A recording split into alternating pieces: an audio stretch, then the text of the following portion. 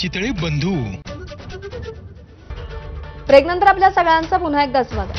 सोलापूरमध्ये झालेल्या मुसळधार पावसामुळे सोलापुरातील ब्रिटिशकालीन हिप्परगा तलाव पूर्ण क्षमतेने भरलाय. हिप्परगा तलाव ओव्हरफ्लो झाल्याची दृश्य एबीपी माझाच्या हाती लागली आहेत.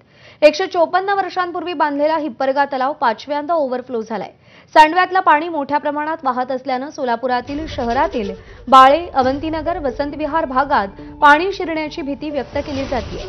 महापालिकेकडून नागरिकांना सतर्कतेचा इशारा देण्यात आलाय. आढावा घेतलाय आफताब शेख यांनी.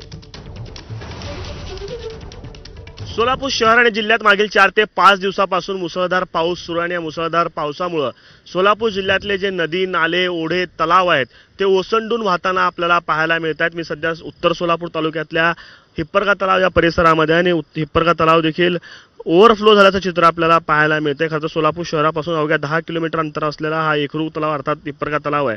त्यामुळं मोठ्या प्रमाणात पाणी जे आहे ते हिप्परगा तलावामध्ये आपल्याला सध्या पाहायला मिळते. खरं तर मोसमातला पाऊस बघितला तर 634 मिलीमीटर इतक्या पावसाची नोंद जी आहे ती करण्यात आलेली आहे. 7 जूनपासून 337 मिलीमीटर इतक्या पावसाची नोंद जी आहे ती सोलापूर जिल्ह्यामध्ये करण्यात आलेली आहे. मी जसं म्हणालो सोलापूर जिल्हा असेल, धाराशिव जिल्हा असेल, या 2 महत्त्वाच्या जिल्ह्यावरती हा हिप्परगा तलाव अवलंबून आहे आणि पाणलोट क्षेत्रात मोठ्या प्रमाणात पाणी झाल्यानं ओसंडून वाहताना हिप्परगा तलाव आपल्याला पाहायला मिळतोय.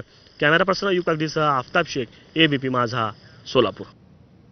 सोलापूर जिल्ह्यातल्या बार्शी तालुक्यात मुसळधार पाऊस झाल्यानं ओढ्या नाल्यांना पूर आलाय आणि नदीला पूर आल्यानं 50 ते 60 विद्यार्थ्यांना घेऊन येणारी एसटी बस नदीपलीकडे अडकली होती.